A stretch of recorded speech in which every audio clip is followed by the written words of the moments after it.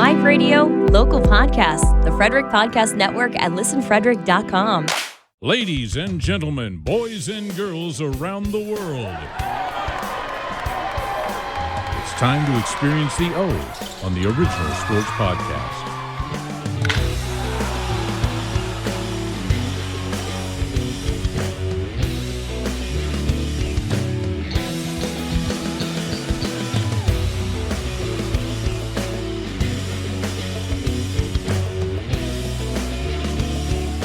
And now, here's your host, Mark Maradei, and his crew.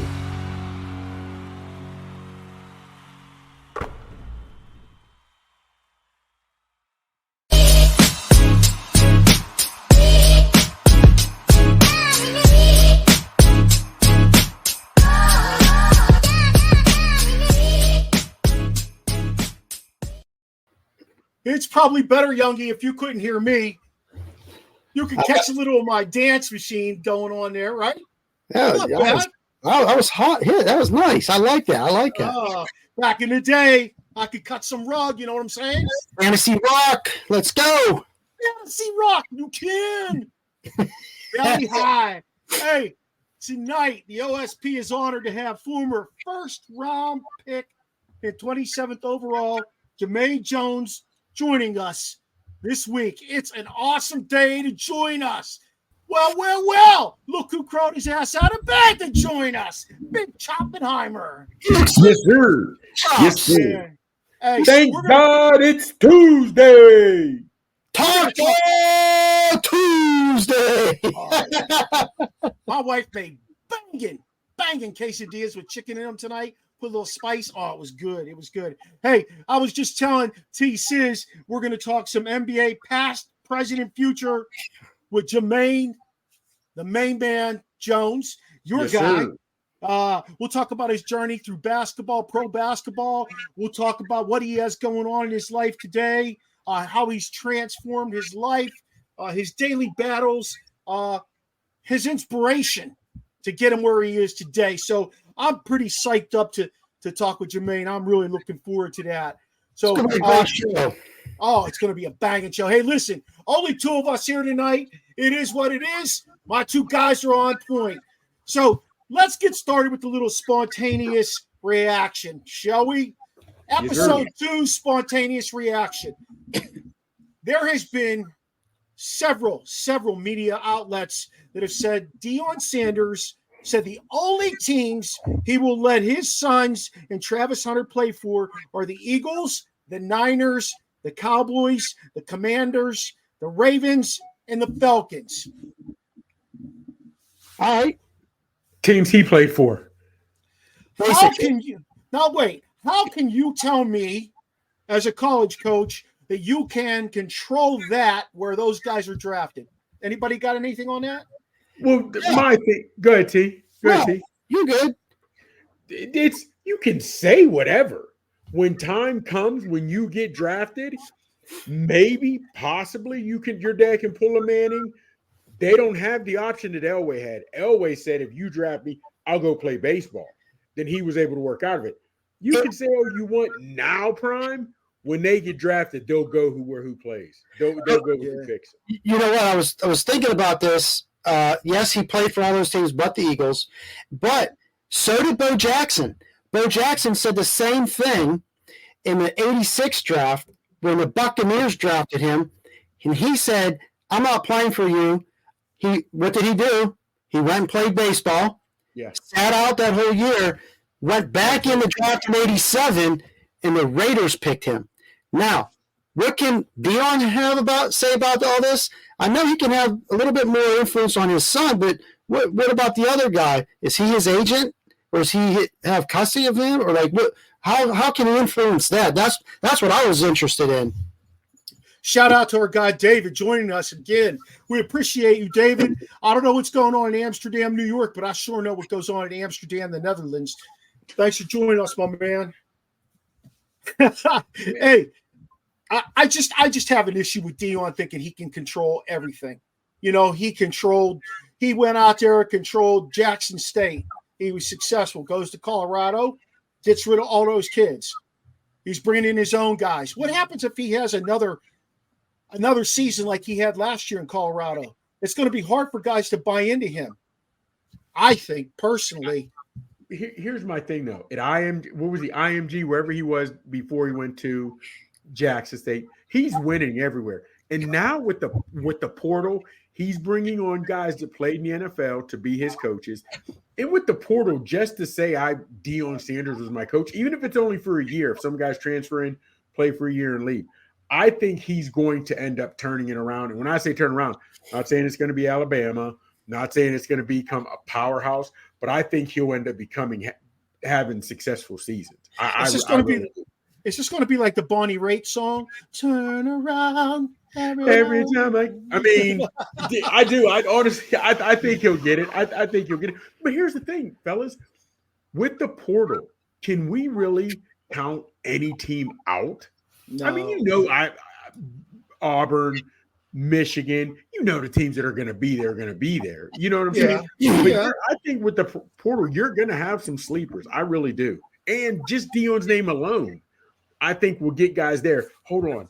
He played in the NFL. He's a Hall of Famer. He's got other Hall of Famers on his staff. These guys can get me to the league. And even if they're not on the staff, he's getting those guys to come in and work with them. Michael Irvin. Yeah. He's bringing guys in to coach them up. Yeah. Keeping a buck, Mikey? Is that keeping it a buck that you said? Yeah. What do you think? He's not record-wise, he didn't turn it around. Well, actually, he did because they only won one game in the 22-23 season. Last year, would they win 5 or 6? 4. He's Five. keeping We're bowl eligible. So he kept it a buck. He kept it real. He got them moving in the right direction.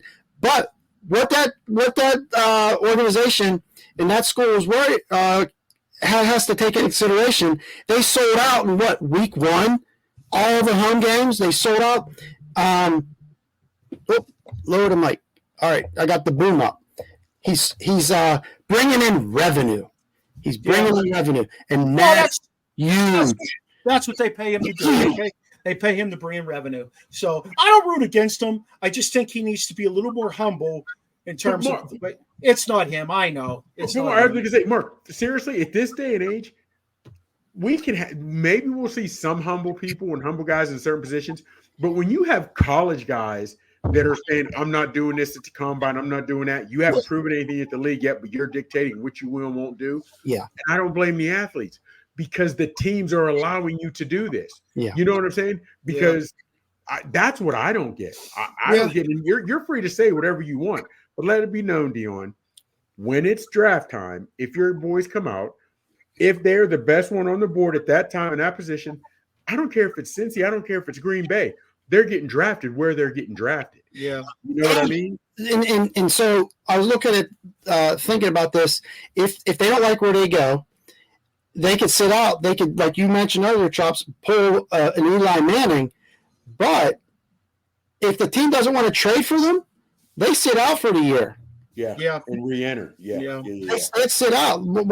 What productive means would that be for them? Well, here's the thing. Years ago, it would have been a big red flag. But now, to me, athletes are so different because I would have taken it years ago when they're playing. So you would choose rather to sit out and help us become a better organization. You think you're too good for us. That's how I think the old school athletes would have taken it. And even if he just sat out and went back into the draft, the next team that drafted him would look at him like a prima donna, like you're coming and thinking you're everything. You haven't proven anything yet. I don't think today's athletes care. They're painting their nails. I just want to go home and cuddle with my dog. Oh, jeez. I thought we've talked enough about that, dude. I don't know. Our guy, Matt Miller, we're airing the Matt Miller show next week. He's really high on him. I can't wait to see how the chips fall with that dude, honestly. Yeah. Hey, our guy Daniel Barry checking in again tonight. What's up, Dan? DB. This gotta be our guy, Schmitty, right here. Let's go Bucks. He got a little let's go Canadians, let's go Flyers. Hey, listen, Schmitty, I'm going to let you in on a little secret. I don't even want to see the Penguins in the playoffs. They don't deserve it. With that god-awful power play that all they had to do is score maybe 10 power play goals, and they'd be in third place at least in their division. I'm sorry. But let's go Bucks. Let's go Bucks. What are you waiting for? Yeah, let's go see them. Let's go. Hey, let's talk about this. Yeah, I will. Let's talk about this. This is the next one that I had on my list. I sent you guys. What you got? It's top 25 NHL players since 2000. Number 1, Connor McDavid. Have you seen that son of a bitch hoist a cup? Have you seen him with the cup in his hand? Even one time. Hold it. I'll give you that. He hasn't had a cup. But you don't think he's been the best player? No, I don't. Sidney Crosby's been the best player since he came into the league. Now, maybe the last 5 years, McDavid has transitioned into it. Okay, I'll give him that. He's the top scorer in the league. He's a big kid. He skates super fast. But Sidney Crosby continues to do year in and year out what he's been doing since the first day he stepped on the ice. And that's play a 200-foot game, assisting his team and lifting them to another level. The only reason this team is even in the hunt tonight, tomorrow, if those two teams lose, is because Sidney Crosby put them on his back and carried them forward. So, listen, Ovechkin, he's a great goal scorer, but he's not an all-around player. People can say whatever they want. I don't even want to have the argument. I'll walk away from you. But he is not a great goal scorer. Okay? He's just not. The Ovechkin. No, he is a great goal scorer. I'm sorry. He is a great goal scorer. He's not a great all-around player. And that's what I wanted to, if you're talking top players, you've got to be talking all-around players. Now, after Crosby's, Nicholas Lidstrom. Yeah, I'll buy that. If you remember Nicky Lidstrom.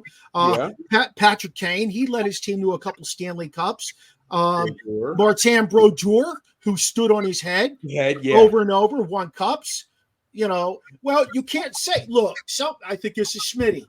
Injuries will forever plague Crosby's career. He's got 150 less games than Ovechkin, and he still has more points than him. So I don't even want to hear that. That's not even an argumentative point to me. But it just fires me up. It's since 2000. It gets you hyped. Listen, if there's ever a guy who should be the face of an organization, a face of a sport, Sidney Crosby is definitely that guy. Never got in trouble one time, plays his hardest, fought his way back from what could have been a career-ending injury after sitting out so many games. And he's still playing at a high level at 36 years old. Yeah. And you're right. Hey, Smitty's right here. Yeah. He's right. I think your argument with Connor McDavid kind of goes alongside Caitlin Clark. Is she the GOAT of women's basketball? In the conversation that we've had and people are throwing out, no, she hasn't won. She hasn't won the championship. And not to disregard her contribution to the sport and to her team and to all that she's accomplished, but there's something to be said about that ring. And she didn't win it. And it's not just her; it's the team. It's a team sport. Who's going to be? Who's going to be better than her team? But you got to put someone up above them who've hoisted the trophy or put a ring on. That's how I feel too. Chops, I see you doing this right here. Man. Because here's my thing, fellas. Yes. First off, we're talking team sports. Hockey, basketball. It's not just the ultimate team sport like football, but they're all team sports. And to me, you can still be one of the greatest guys to do it. But I don't care who you are. You can't play 1-on-11, 1-on-5, 1-on-7. You can't do it. And I personally hate putting championships with who's the greatest. Because they're okay. The most passing yards in one Super Bowl is by Brady, but he lost because his team gave up. So you know what I'm saying? And that's the thing that it's hard for me I don't automatically equate championships with greatness. And that's because, I just don't. But when I'm talking the greatness, Caitlin Clark and other players, whatever have you, if you're going to hold the chip against her, you can hold the chip against her. That's not why I don't have her as the greatest, whatever have you playing. But I I've never been with that man. And Jordan, to me, seriously, well, Jordan and Gretzky, but it's not because of the chips.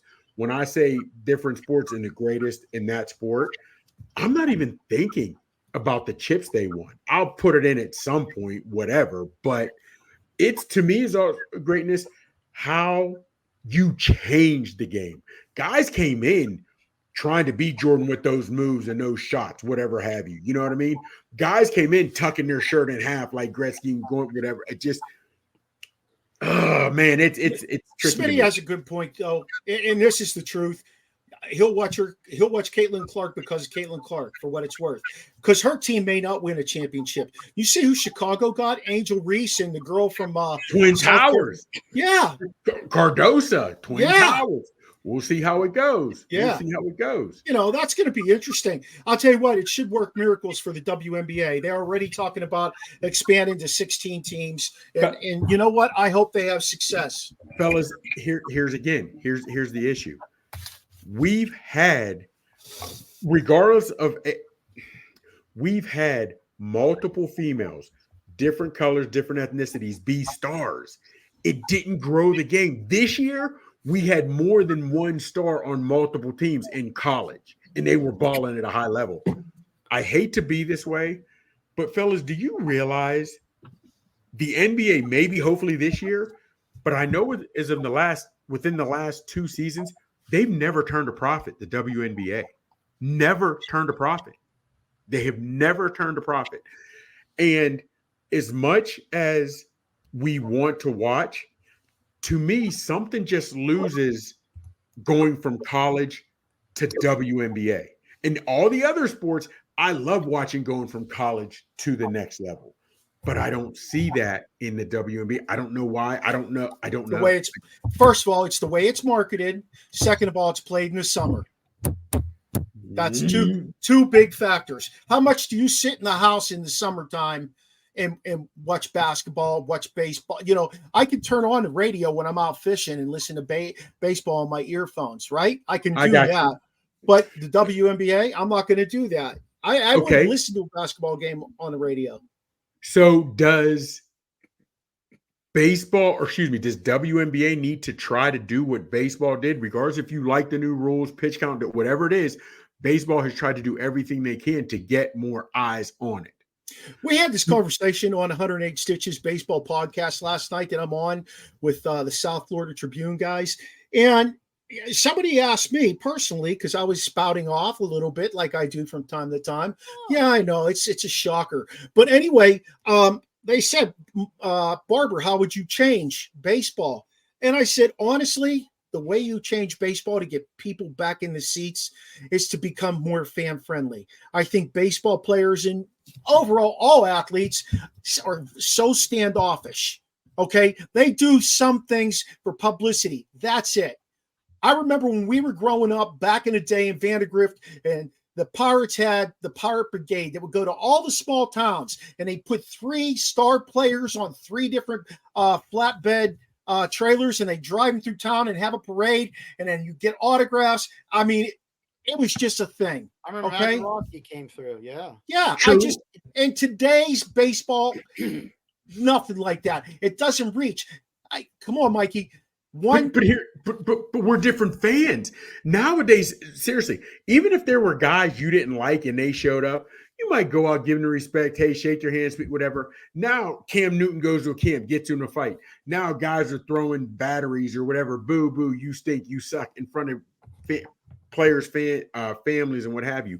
I think a lot of these players aren't getting and being accessible to the public and fans the way fans act nowadays. It's ridiculous. Yeah. It's ridiculous, man. To me. Well, that and the fact that if you want to interact with the fan today, if you want to interact with a professional athlete today, it costs you money, and it costs you a lot of money. You know, I don't want to go to Oriole Fest, which they don't have anymore. That took some fans away from being engaged in it. But I don't want to go to Oriole Fest and spend $75, $100 to get an autograph from a guy. Okay, I don't want to do that. I don't want a bullpen reliever's autograph for $100. Sorry, that's not happening. Yeah. Okay, and I'd never do that. All right. There are too many things that work against professional sports today with them being fan friendly. Yes, I get the whole Cam Newton thing. 100% I get it. But Cam Newton he also acts like a freak out there too. And I'd be very standoffish to even engage him. And that's my opinion. Okay. And I understand that you want to come at Cam that way. However, let's not forget Cam still won a national championship, went to a Super Bowl, was league MVP. Give him star athlete for that respect. Mikey, star athlete. But forget it. Let's even take the athletes out of it. Every week, we are seeing a fight in the stands amongst fans. Yeah. Fellas, I mean, and guys are just, and then they'll yell at fans, I bought a ticket, I can say whatever I want.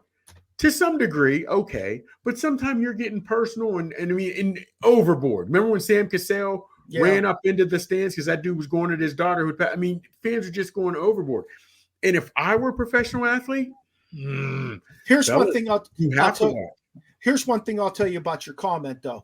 First of all, let's say give a shout out to our guy Michael Gott. And he's right. It's all about the money. All about the money. Here's what I'll say about that, Chops. You hold a phone in your hand that has a camera on it. It also has a video camera on it. You take that everywhere. People film every stinking thing they see, and they can make it into whatever they want to. Yeah. And that's also what has caused a lot of disconnect between professional athletes and the fans. I think I think some people do idiotic things just to go viral. I think some people do idiotic things just to go viral. Yeah. Yep. Look at us. We act like idiots every Tuesday. People have just podcasts. To go viral. Without question. Hey, I want to talk about one more thing, and then our guys should be coming on. I want to talk about all this stuff going on with Shohei Ohtani. Okay. The whole gambling thing, I don't buy it. I'm sorry, guys. I don't buy that this guy didn't know anything. I don't buy that he was blind to losing 14, 16 million, whatever it is. I just don't buy it. Okay. It doesn't sink well with me. That much money moving out of his account and him not knowing anything about it. All right. And then the second thing I wanted to say is, he hits his first home run. That ball didn't even get into that woman's hands. I mean, like, it didn't even get in her hands, and the people from the Dodgers snatched her up and took her and said, hey, we'll give you another baseball from him. I mean, like, they didn't even let this woman embrace what just happened. And Ohtani, what did he do? I think he signed a baseball and gave it to her some shit. You know what? The other night, Andrew McCutchen of the Pittsburgh Pirates, the Philadelphia Phillies, all those teams he played for, he hit his 300th home run in Philadelphia. He was cheered by Philadelphia for the way they cheer, of course, but it landed in the lap of a young boy from Pittsburgh. After the game, his father and the boy came down to the Pirates locker room right after the game, brought him in. McCutchen kneeled down to the kid's eye level, had a conversation with him. He said, hey, is there a mark on that ball from where I hit it? Because, every ball they pitch is brand new. He said, oh, look, check it out. Here's a red mark. That's probably where I hit it at. And he asked him his name, and the kid told him his name. He said, I'll never forget your name. Next thing I know, he's got a bat in his hand, inscribing it to the boy, giving it to the boy. Now, that's 300 home runs for Andrew McCutchen. That's a feat. Let's face it. That's a feat. But the way he handled it and the way the Dodgers handled it with a guy who's only been in Major League Baseball for 4 or 5 years, I mean. But that goes back to what Gott just made his comment. Everything is corporate now. I don't know what they plan on doing with the ball. You're in LA, out in Hollywood, what have you. And so let's get the ball. And it's his first one. What are they going to do? I don't understand what was the significance of it. You know what I'm saying? And as you start, like our Facebook user, he's guilty. Let's not forget Ohtani, when he first started, I know I heard him say, or through his translator, when this first started, he helped pay off one of those bets, or one. He didn't know it was for a bet, but he did give the guy some money, whatever have you. I have to look it up, but he didn't know what it was for exactly. And I wish I'd have paid more attention. I just didn't know it was going to go to this. But I felt, no, you knew what it was. You were trying to clean it up then. And now just the more and more and more we're hearing, how it's either you were complicit or you were just, I mean, you're just dumb as hell. I mean, seriously. And I don't care if it just he hasn't used his I read recently where he hasn't used his interpreter in 2 years. Well, let's put it this way. I had seen in the dugout him talking to a couple other players. Now you couldn't whatever have you. And it wasn't long, but whatever it is, he was saying something and nobody was interpreting. You know what I mean? So yeah. This is Major League Baseball trying to make him trying to continue his superstardom. They're trying to make him the face of it and save the sport if it needs saving, but they're definitely trying to make him the face of it. That's a whole nother show for us guys. I got to be honest with you. That's a whole nother show. I just, I've got such a sour taste in my mouth from what he has done already since he's joined the Dodgers. It's going to be hard for me to. Baseball growing up was my favorite sport. I'm naive to the fact of everything that's going on. But when as much has come out about what people have done with, steroids, performance enhancing, it was just to help with an injury. I didn't know. You have to know something, guys. You can't be, you can't be dumb about this. Tyler Glasnow, former Bucko, pitching with the Dodgers, saying that Ohtani is kind of unfazed about it, because he knows that he's innocent and he didn't know any of this was going on. And I shared with you, maybe I wouldn't know if my wife had an offshore account taking some money planning for her retirement whenever I'm done. And I wouldn't know, but you would know. You have to know. 16 million? But like you said, T, your wife set up the account. This is his account with his name on it. Here's what bothers me. These professional sports come out with these stories and they think we'll believe anything. They just think we'll believe anything. Even when the official blew the call for the Cowboys, was the Cowboys when they were playing the Lions, and he said he did or he did not. Right, we saw him go to and speak to the referee. Right. The referee's like, no, he didn't report it. Fellas, don't lie to us. We see what's going on. That's what bothers me. How these leagues try to come out with just blatant lies that we can't get. Here he goes, Smitty. Smitty's saying, wait, that's Junior. Oh, Junior Wells. What's up, Junior? Good to see you. Junior. What up, Junior? Hey, he says, what? Ohtani give the dude access to his bank account? That's where he's lost at. And I can see that. Like that, you know what? Even if the guy has access to his account, shouldn't Ohtani have to sign off on everything? Hey, even if I was a billionaire, man, and I'm gonna be 100, I'm gonna be a buck with you, okay? I'm gonna be a buck with you. Even if I was a billionaire, I would want to see my bank statements from time to time. Yeah. I would want to see my bank statements. What's this dude doing? 16 million bucks is gone. You've never seen a bank statement to question why it's gone? That's bullshit. It's Major League Baseball who's covering it up. They don't want Pete Rose in the Hall of Fame. All those old coots that vote for the Hall of Fame, they don't want him in there. And Major League Baseball told him to shut up about it. They're going to push Ohtani on. What about the parents who are custody of their kids' accounts, who are athletes, who are actors, and they're taken from them? Those kids growing up throughout the years don't have access to it, and they don't know about it, and they're saying, well, I didn't know that money was missing. And then they're thinking they're sitting on some dough. They come out, they're of age, and then all of a sudden they don't got no money. Nope. You're right, but again, those were kids who was leaving everything to mom and dad, and they had no idea. Ohtani's a grown man. Hey, listen, it gets a little bit deeper than that, okay? Jack Johnson, who played for the Penguins, he went and played for Colorado last year, won a Stanley Cup with them. He played for the Kings. He played for Columbus. At some point early in his career, his parents cleaned him out. Yeah.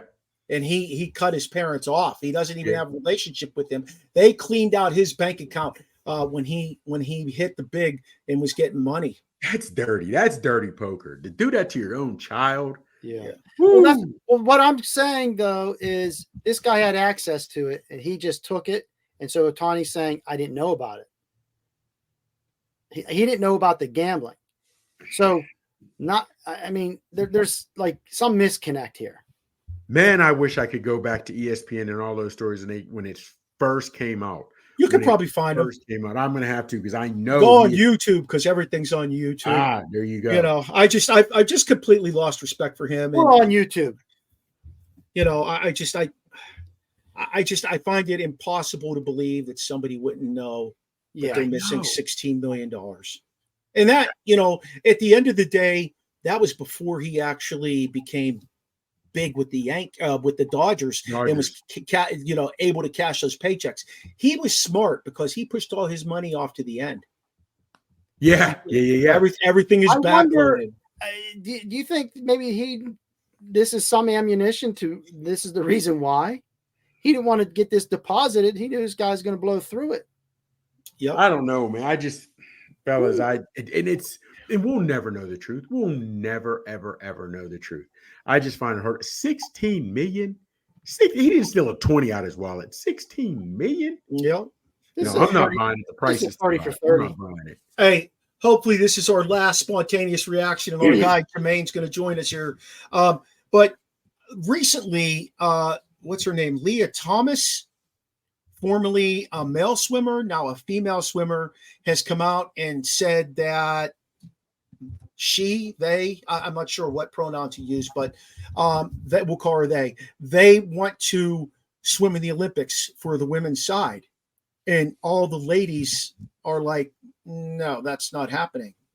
No. The Olympic Committee is like, no, that's not going to happen. And I can't remember which one specifically. He challenged one of them, though, one of the better swimmers. He challenged her, and he said, I'm tired of this. If you think you can beat me, let's swim. And I'm just thinking to myself, wait a minute, dude. And I am thinking, dude, you want to swim against a woman. You already got extra male testosterone compared to her. Even though you're feeling female, you still have male testosterone, essentially. And you want to go ahead and challenge her? I think that the line in the sand needs to be drawn with transgenders playing opposite sports. Absolutely. What's her name? Riley Gaines? Is it Riley Gaines who is? That's exactly who it was. It was Riley Gaines. Yep.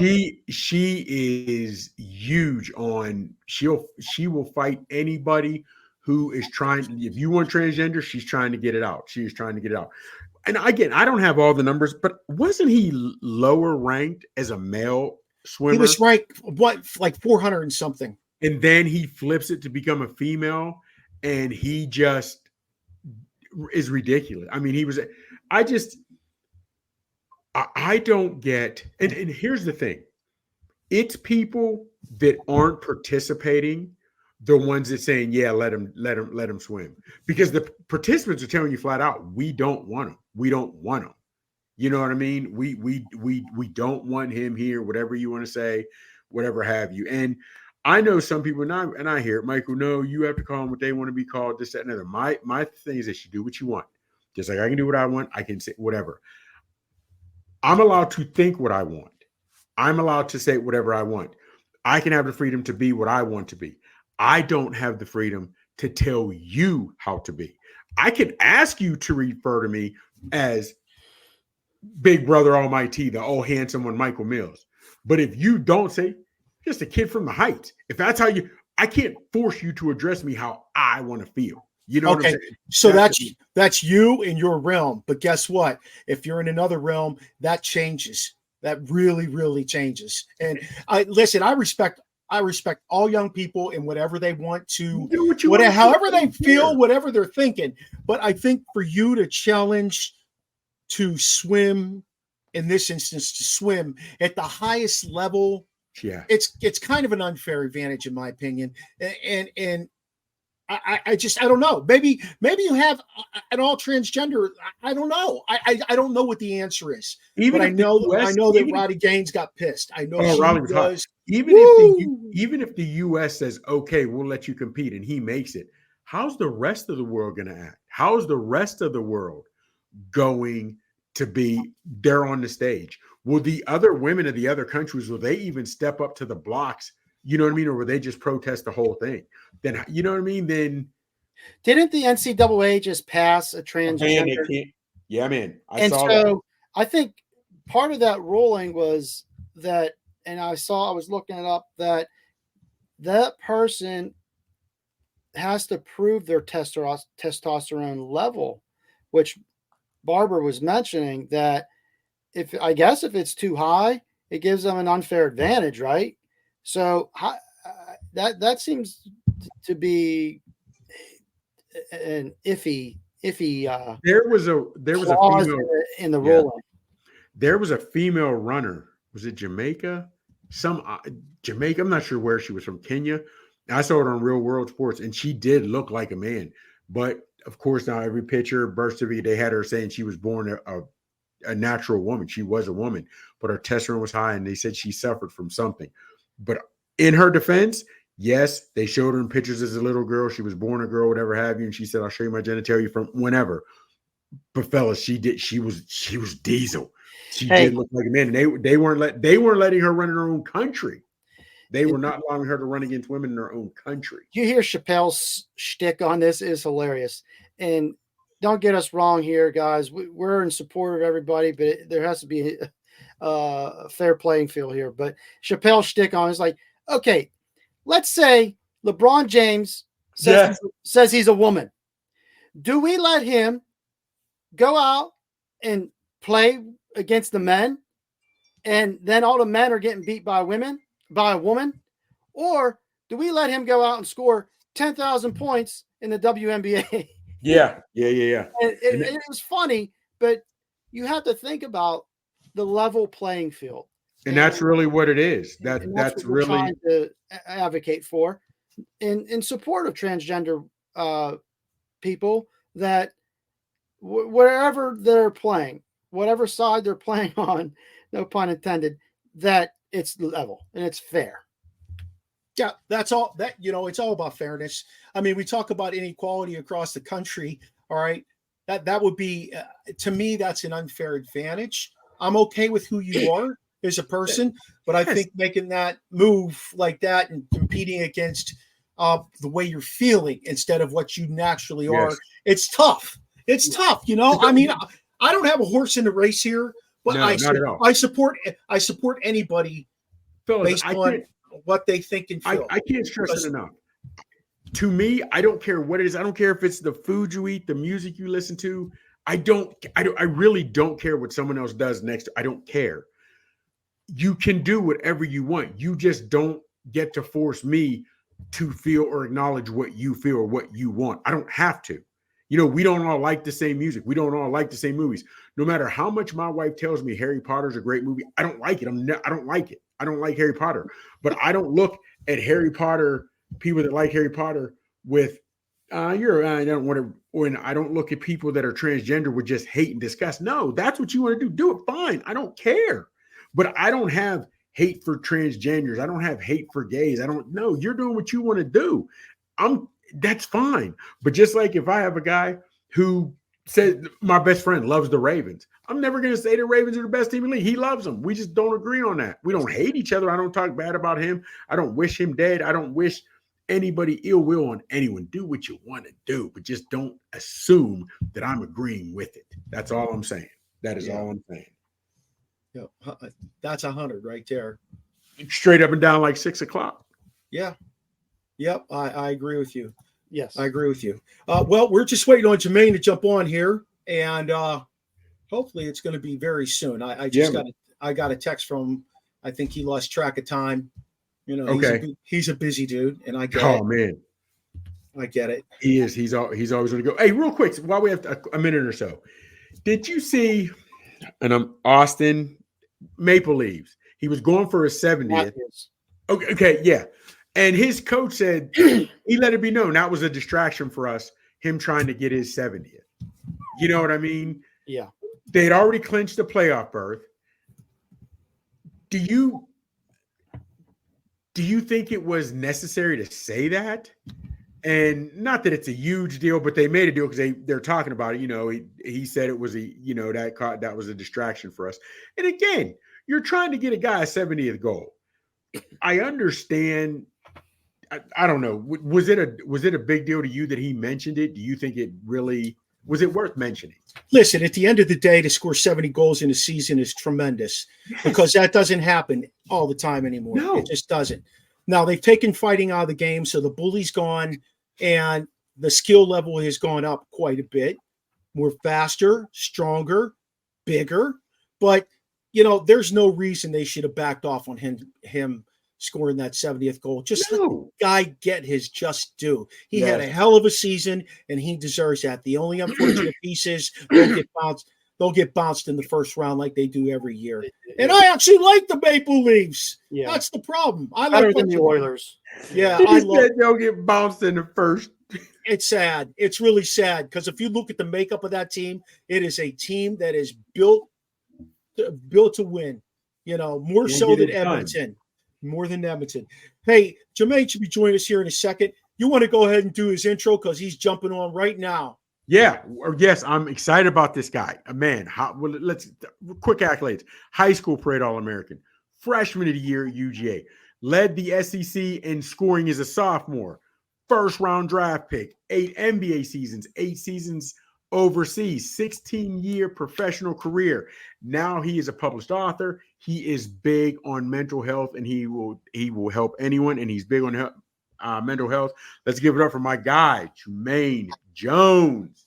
What's going on, Jumaine? Hey, what's going on, fellas? How y'all doing, man? What's up, Jay, my man? I like those letters before your name. Thank you. Congratulations. The good doctor. Oh, we can call you Dr. J, huh? That's what I call myself.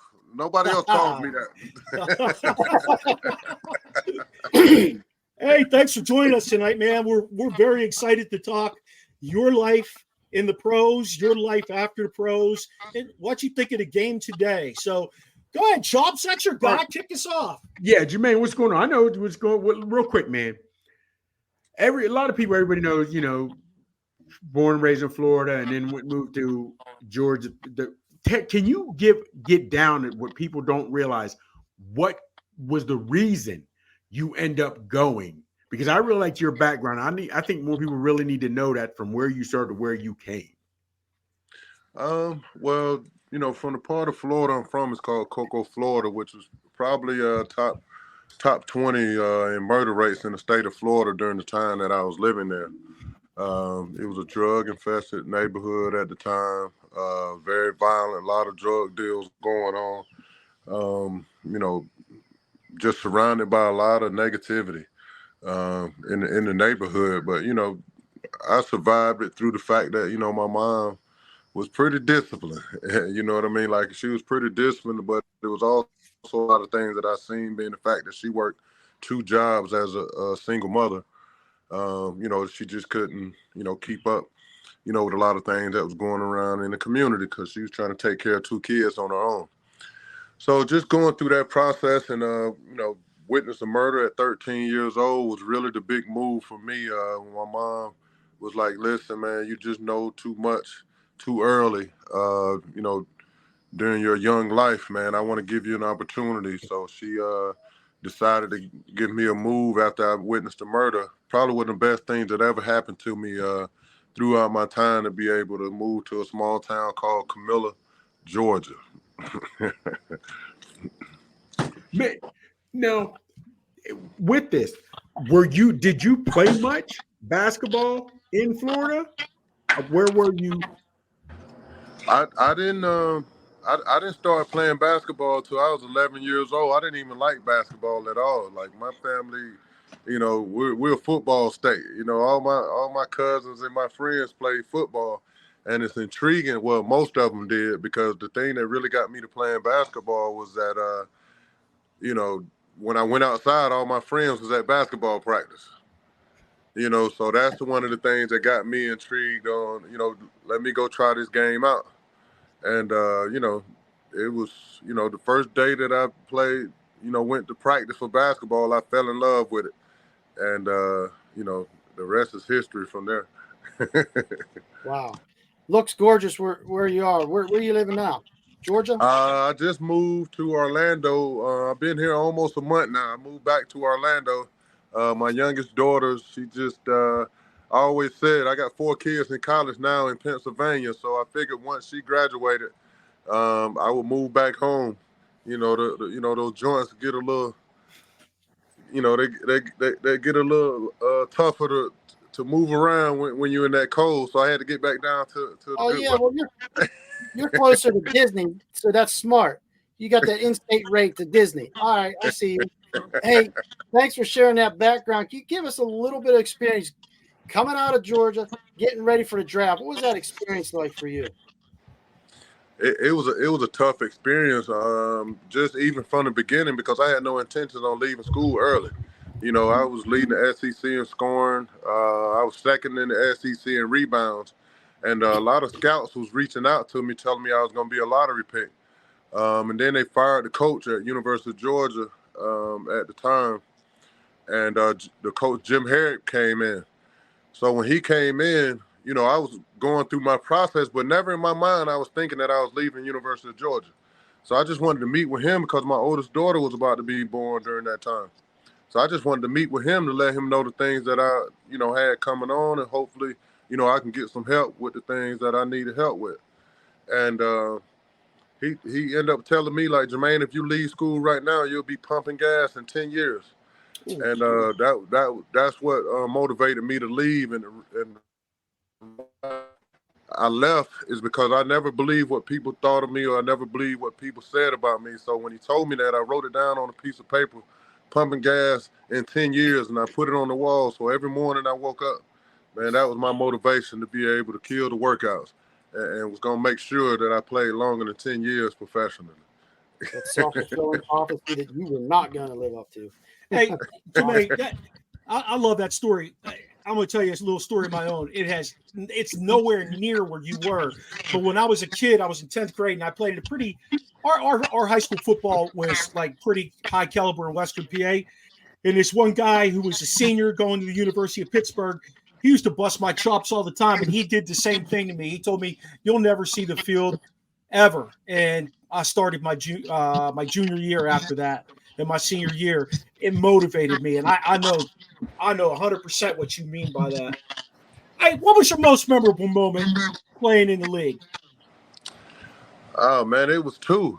To be honest with you, it was two memorable moments. And it's funny that it really resonates with with the story I was just telling you, because when I was playing for the Los Angeles Lakers, he coached Lamar Odom at Rhode Island, him and Cuttino Mobley.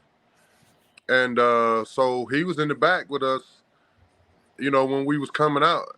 And he asked me, did I remember who he was? And I looked at him, and I had like this biggest smile on my face. And I was like, first of all, do I remember you? I was like, I just want to shake your hand because you're the reason I'm wearing this Laker uniform. And I just walked away from him, and I still don't know to this day if he remembered what he said to me. But like, for me, oh man, No. oh man, Oh, technical difficulties. For me, Technical difficulties. that was really fulfilling. One of the most memorable moments. And the other one probably be just starting to hear my name in the starting lineup, for the 76ers playing against the Lakers. And that's in the series. Man, I just got chills you saying that. That's got to be awesome. Man, congratulations. Real quick, Jay, if you can give, because I've heard the story when we talked, but if you can tell them when you're in Philly with Larry Brown, and if you even want to run down real quick how you got there, because nobody even knows, because like you said, you were supposed to be a lottery pick. If you can tell them real quick how that went down, what you were thinking, how you ended up getting to Philly, and after your first couple practices, you're getting buckets. What Larry Brown said to you and how that all worked out, so everybody can get a feel how the NBA really works. Yeah, it was very humbling. First of all, when I left and put my name in the draft after the guy I went and did all that, and everybody projected me to be a lottery pick. And they even invited me to DC. They only invite you if you're a lottery pick. So I got it in. Sitting in on that time. It's crazy because I just so happened to have a workout in Philadelphia, and had the opportunity to sit down and have a conversation with Larry Brown, because they had just got done practicing. And we probably sat down and talked for like an hour and a half, and it was so memorable unbelievable to me because, you know, we just came from watching Allen Iverson's statue reveal. So, you know, it was just so humbling to see him again and how happy we were to see each other because it had been a while. But, you know, going through that process with him and having that conversation, he was like, Jumaine, man, I really very intrigued by you, man, and I think you're gonna be a great player. He was like, he said, look, he said, unfortunately, we won't have an opportunity to draft you. He was like, you seem like a great kid, and it was crazy. So, like, my name was the last name being called, and you know, my agent called me, and he said, man, I don't know what you did with Larry Brown, man, but he's been trying to call up with teams that's in the lottery pick to try to trade up in hopes of trying to get you. And I was like, really? So, you know, I like to tell kids, you know, you never know. You know, I always try to treat everybody the way I want to be treated and be nice to everybody because I probably when he got drafted around, I didn't have that conversation with Larry Brown where it wasn't even nothing about basketball at all. We just, you know, we just having a normal conversation about life and things, you know, as far as work ethic and stuff like that. So, I got drafted off the simple fact that, you know, Larry Brown sat down and had a conversation with me, man, and I ended up being drafted the 27th pick because, you know, they did all these tests on me and they thought I had sickle cell, so I dropped in the draft because I have sickle cell traits. And, you know, going through that process and, you know, dropping in the NBA, if you're, you know, if you're not drafted where you're supposed to be, everybody else looking at you like something wrong with him. Why he get drafted? So, you know, getting that opportunity to play with Larry Brown was also humbling because, you know, I'm thinking like I've been a scorer my entire life. You know, I led the SEC in scoring. I was averaging like 35 in high school and doing all these things scoring-wise. And then my first day of practice, you know, I'm thinking they draft me to help Allen Iverson score. He pulls me over and he was like, look here, young fella, if you want to play for me, you got to find something else to do. And it was probably one of the most humbling things I had, you know, told to me because it wasn't that I couldn't do other things. It was just the fact, like, I had never been asked to do anything but score. And luckily, I had really good veterans on the team, as far as, you know, Eric Snow and Aaron McKee. Those guys were sitting there like, look here, man, I know that was probably for you, you know, to try to make these adjustments. But if you want to play for Larry Brown, you got to work hard every day and keep doing the things you're doing and play deep and get on the court. So that was one thing. It was tough for me, but a lot of times in life, you know, you got to reinvent yourself or be able to, you know, change your role. Oh, wait a minute. I just heard you say something that we do not see in today's NBA. They asked you to play defense. They play defense. Yeah, man, it's a little bit different. Hey, thanks for representing. Probably about a couple of days ago, I was telling somebody the difference between the Michael Jordan era was like you gotta get everything. You could do your forearm on the prep, and I was like, during my era, we had to guard with an open hand, and I'm like, no, you can't touch anybody. Sure can. Sure. Open hand, you got the forearm. I mean, I'm not going to drop LeBron's name, but if you even breathe on him, he's falling. I mean, I'm just saying. Hey, what was it like, Jumaine? Did you play with Kobe and Shaq? No, I was with Kobe when they first traded Shaq to Miami. That's how I got to play with Lamar. It was Lamar and Caron Butler and a couple other guys that came over in that trade from Miami. So I didn't get a chance to play with Shaq. That must have been incredible playing with Kobe, though. Talk about somebody who dominated the game. Man, it was you know, crazy story about Kobe, man. I tell people my first week of going there, the first practice was like 2 hours early. Kobe Bryant was already in sweat. And I sit there and I was like, man, I wonder what time Kobe got there. And so the next day I was like, oh, I'm going to go in early. What time Kobe there? And it I showed up 3 hours early that week, and every day we were. So the next week, I'm like, okay, I'm gonna try it one more time, and I went 4 hours before practice. Man, Kobe was still at practice, drenched in sweat before I got there, man. So even to this day, I don't know what time Kobe got to practice. But then I asked him one day, I was like, Kobe, man, what do you think about people that think that you're selfish and you don't pass the ball? And he was, Jumaine, the day that I started worrying about what other people think of me is the time that I'm missing trying to be one of the best players in the world. And he was like, man, you seen how I work and my work ethic, Jumaine. He was like, man, I watch these guys come in an hour before practice and they leave right after practice. He's like, why would I pass them the ball? I don't trust them. Is what he from told that point me. on, is that when you started going in 3, 4, 5 hours early? Well, I was the person that was going because I just wanted to see what time Kobe got there. I was always the 2 hour. I was always the 2 hour guy. And then the fact that, for him to say he didn't trust people because how much he worked and he noticed that they wasn't, and he was saying he didn't trust them. I was like top 20 in 3-point percentage that year because I was always the second person. So I guess he trusted me a little bit. I've heard that story before in a similar story. And one of my other favorite stories that I've been seeing a lot is the Olympic team. And he said, I'm going to set the standard right now. And he ran through Paul Gasol's chest. And it was his own teammate. He just plowed right through him. He said, watch, I'm going to lay his ass out. And that guy had a whole different mentality. There was something just different about Kobe and about Michael Jordan and their competitive level compared to guys who play today, in my opinion. No, absolutely. I mean, when it comes to X's and O's, man, like Kobe was different, man. And I never seen anybody like he's the first player that I ever seen grab a clipboard and erase the coach's play and draw his own play up.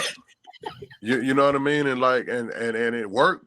And and he would tell us like, hey, this is what we're gonna do. We're not gonna do that. I'm gonna go here, Jumaine, you set a screen here, I'm gonna come off of here, I'm gonna shoot this 3, and then we're gonna go in overtime and then we're gonna win it. And that's what happened. Exactly what he drew up, and we would go in. And I was like, man, this guy's just a little bit different than most of them. Yeah. Okay, so you played with Iverson in Philly, Kobe in LA.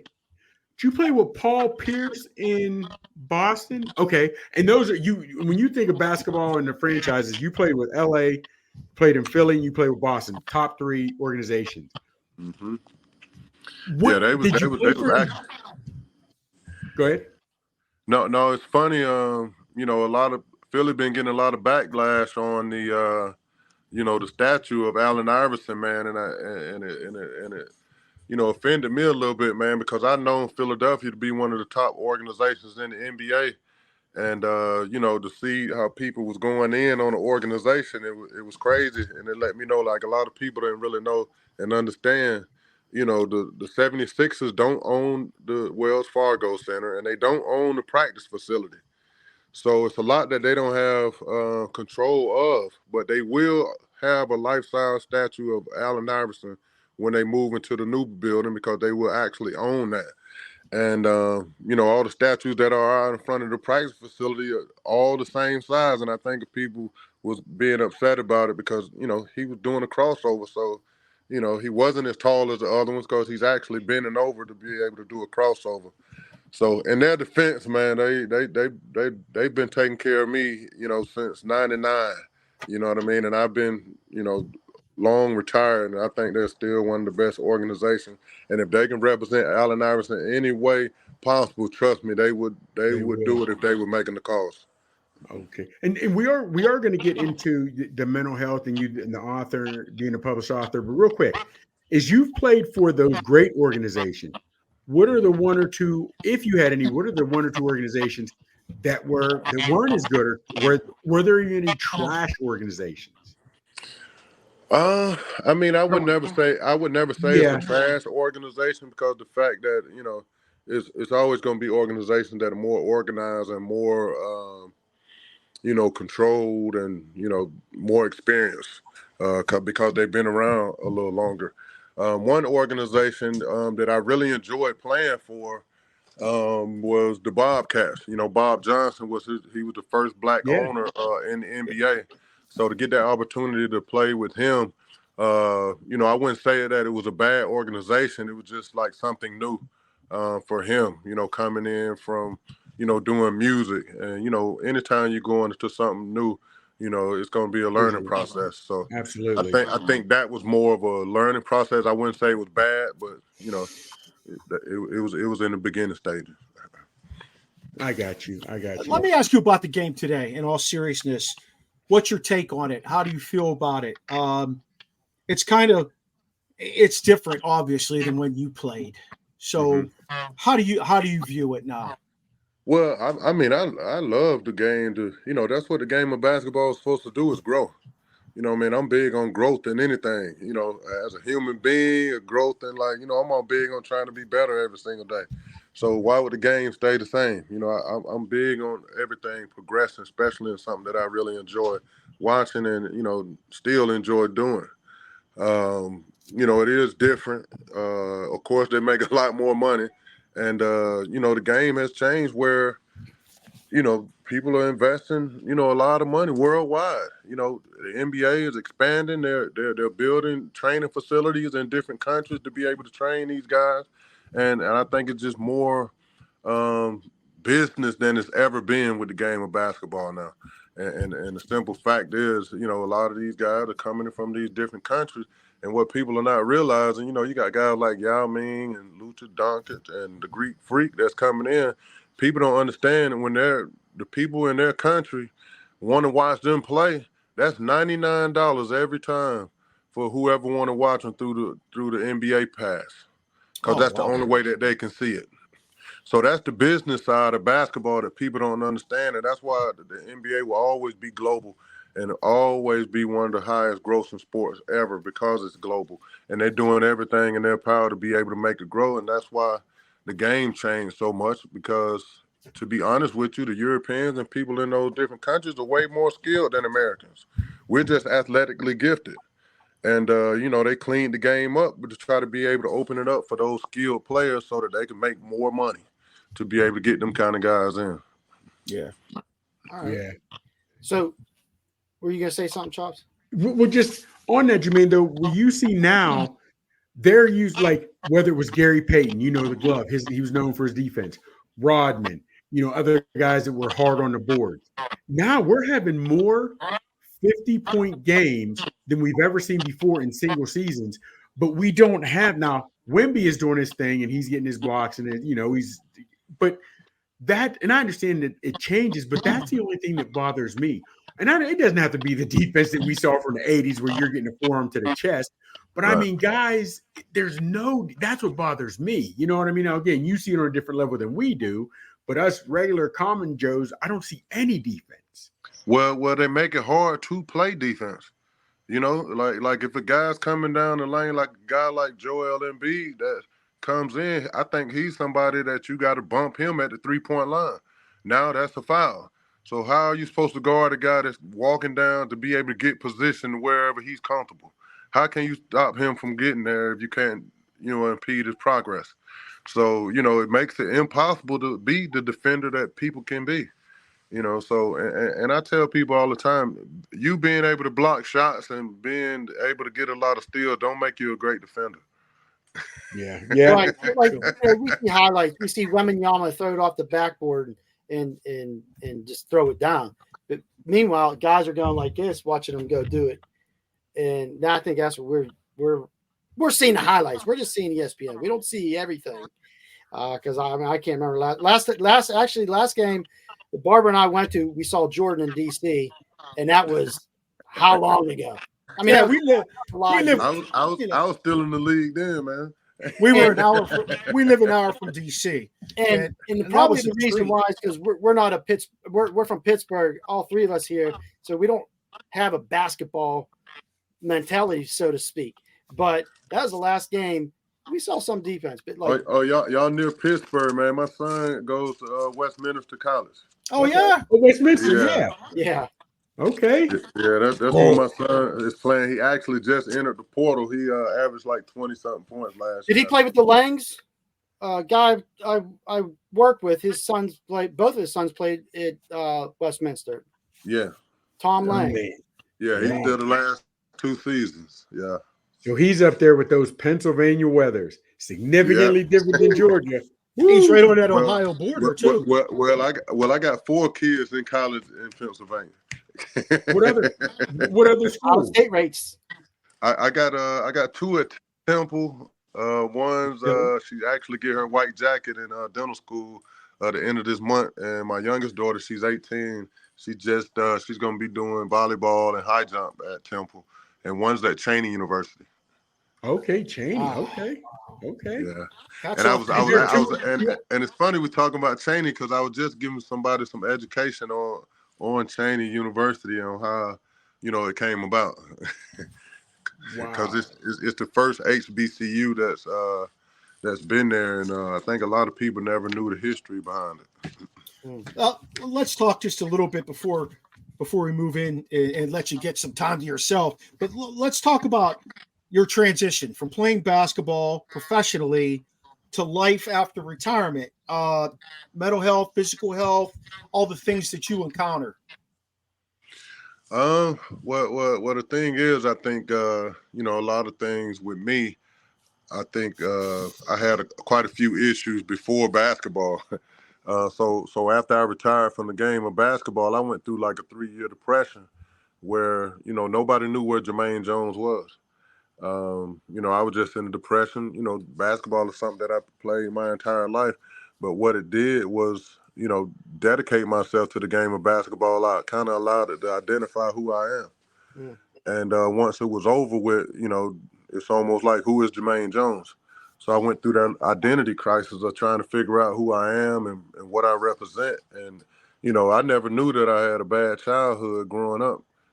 And, going through that 3-year process was something that helped me identify that, because I wanted to be better. End up going to counseling, probably the best thing ever happened to me.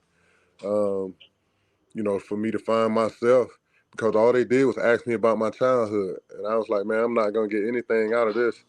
So, I found out, a lot of things that I experienced as a kid that just wasn't good, that was traumatic. And I'm openly, to talk about it and go through the. Oh. Dang. We lost. We can't hear you. I'm like, yeah. He doesn't even know. Man. Doctor, we can't hear you. He's on his phone. Yeah, man. It's good stuff. I know it is too, actually. And this man, is what I wanted to hear. Can you text him, tell him we can't hear him? Yeah. Yep. Probably can't see us going like this. And now it looks like he's free.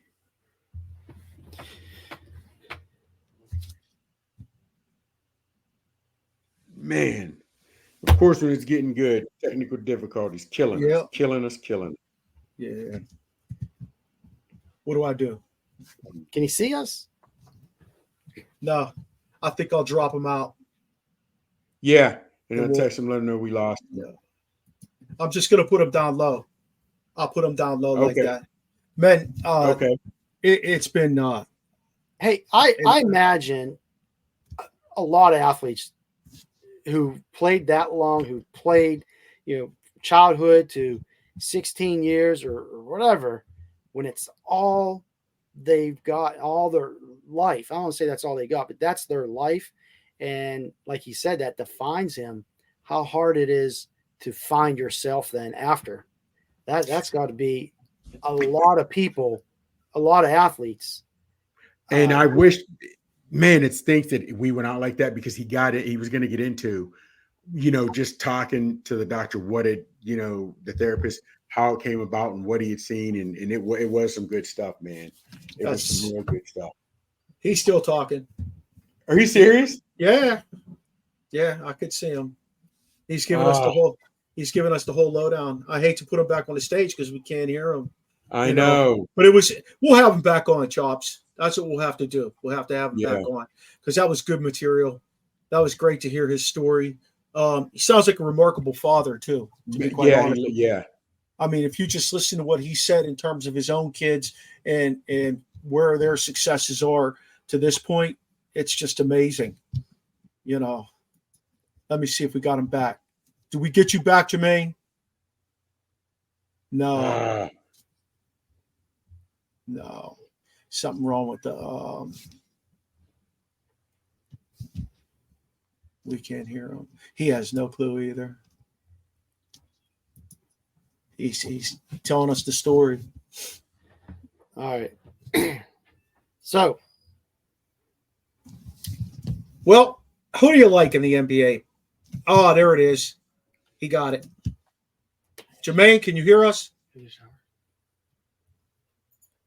I don't think. I just tried to text him, letting him know. Man, here's what I don't get. I think the Pelicans won 50 games this year. Now they're right back about to play the Lakers tonight. Are they playing now or about to play? Yeah, the 9-8 team. Play. They got to play in. I think it's ridiculous that teams lost so many games this year and they got in the playoffs in the NBA. I don't know how much I like this play-in stuff. I'm not good with it. I think that you're giving an unfair advantage to the teams that work really hard to win and position themselves in the playoffs to get a bye and all that stuff. Man, Jumaine, can you hear us? I think he can hear us. We can't hear him. You must have us on mute on your end. Maybe. Yeah. Check your phone. Are you, fellas, between from playing games to the finals, how many series will you watch? Different series, or will you just pick a game here and there? Will you? I will. That's what I'll do. I'll pick various games to watch and see, who's looking good, who isn't. Will Denver repeat? I doubt Denver repeats, to be honest with you. I don't think they have the firepower to do it 2 years in a row. I mean, they have a great team. Don't get me wrong. I'm not talking them down, but it does take a little luck, be injury free, to run deep. Yeah. It does. It does. I'll give you that. So we'll see, man. We'll see. A lot of people think that because the Lakers got to the play-in, they get to win 2 games in the play-in, that if they get by that series, that they'll go on a run. I don't see it. I mean, the play-in's kind of neat. It gives those other teams on the bubble a chance, but like you said, teams lost 50 games. Come on. Or won 50 games, sorry. But the play-in is the regular 82 season. Right. You know what I mean? And at some point, play-in. It's like what baseball did just to expand it. They're just trying to expand it. And to answer your question, how many series? Well, I won't watch a whole series. I'll probably watch games. And to be honest, this is pretty much when I start watching NBA. Yeah. Because this is when you see them go full tilt. But I'll tell you, go ahead, Mark. If Wemby's on, I'm watching. Fellas, but again, here he's 7 foot forever. Those guys, Chet, they should be watching everything. The Spurs didn't make it. No, but he's just saying he watches Wemby. Yeah, I like him. I like what he's got. He's going to get some meat on those bones after this year. He had a great rookie season. I think it's Boston's year. Whose? Boston. You know what? Honestly, fellas, I love Doc Rivers. Don't understand why the Bucks got rid of the coach when they did to bring in Doc Rivers. And again, no disrespect. I love Doc Rivers. Always loved him. Yeah. Doc Rivers, I don't want to say has the history of, but his teams were always coming up short. So why do you fire the guy who was doing it for the first half of the season to bring in a guy for the second half of the season where his teams normally fall short then? Yeah. You know what? I didn't get that. And it stinks because I was torn because I wanted to see Milwaukee do good and do well because I like Doc. But on the other hand, I was like, the coach that they fired wasn't coaching poorly. They were winning at the time. I just didn't get that. And when Doc came in, they weren't winning though. That they were struggling when Doc. They were struggling. Yeah, but Yeah. again, but they weren't out of it. It's not like they were in last place. You know what I mean? When I say winning, they weren't leading everything, but they weren't so many games out of it they couldn't do something. I'd like to see another NBA championship like we had a couple years ago when Phoenix was in it, and we just kind of got a surprise with Phoenix and Milwaukee. We weren't expecting that necessarily. I would like to see that. I think that's good for the game. I think that's the way you keep the game growing. I think if baseball had that parity, if football had a little more parity where certain teams wouldn't dominate in football. Hockey has it. Yeah, hockey definitely has it. It is such a toss-up. Somebody asked me last week on the baseball podcast who I thought was going to win it. And I said, I don't know, Colorado, maybe? The Rangers look decent this year. Vancouver looks strong. Like it's a toss-up. You don't know who's going to get hot. And that's the one sport where if you get hot, it let all hell break loose. Like You get hot, you're healthy, obviously, but you got that goaltender standing on their head who's blocking everything. He's got to still win a game. I think it's about the goaltender in the playoffs. Yep, he's got to still one game a series. You don't think there's parity in the NFL? Because other than Mahomes, we're getting all kind of other, guys in the NFC, whatever. So I think it's just Mahomes. That cat I do, but the dominant teams I do. Patriots controlled the 2000 to 2000 what? They controlled the AFC for the longest time. It's kind of like our discussion that's going to come out next week, talking about how the UFL has made some rule changes that will, change the dynamics of professional football if they get applied by the NFL inevitably. I mean, what we're going to see is some really interesting things that happen, some interesting players stand out, and some big paydays.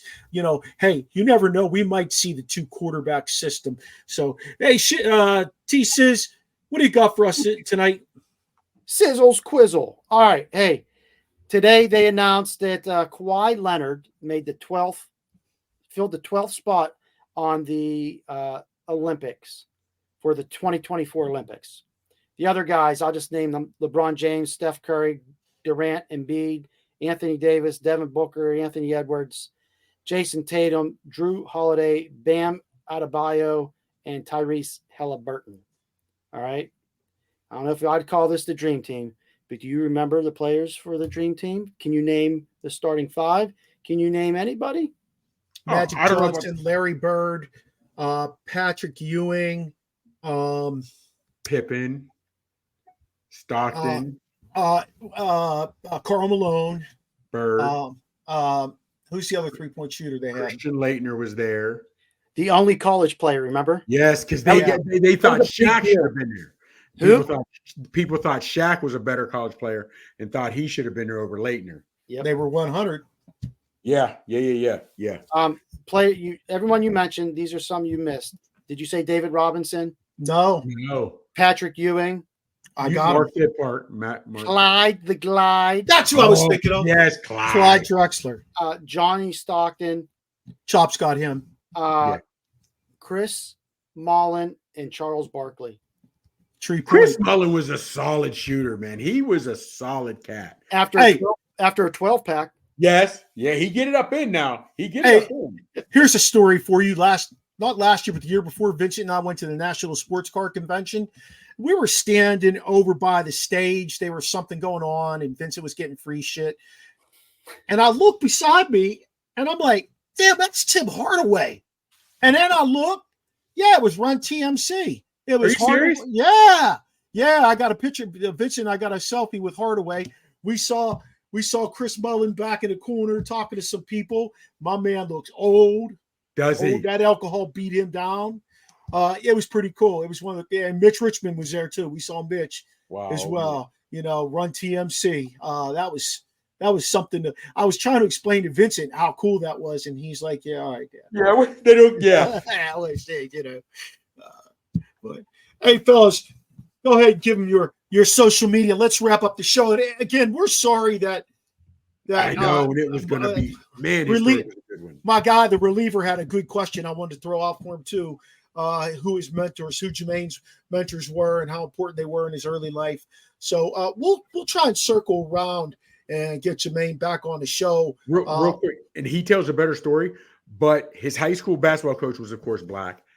He only went to Georgia because the main reason he went to Georgia, Tubby was there.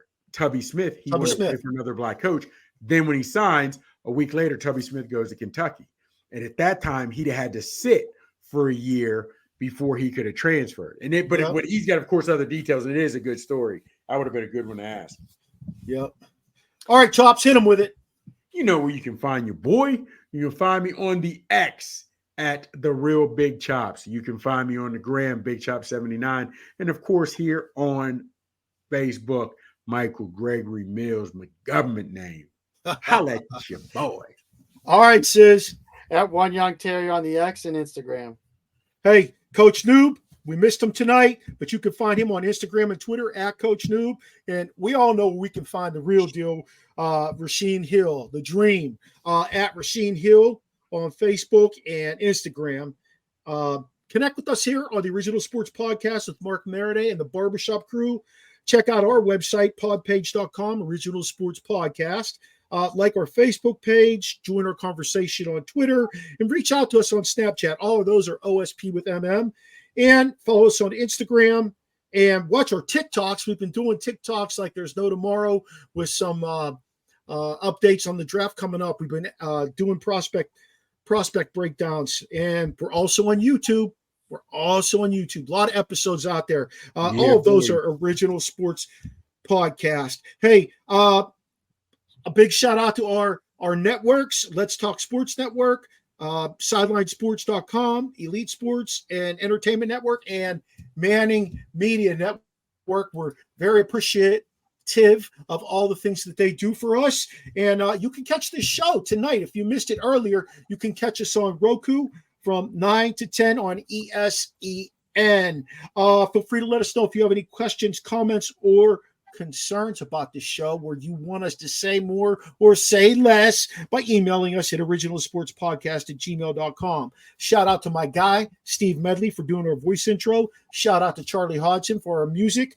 And join us next Tuesday to experience the O on the Original Sports Podcast.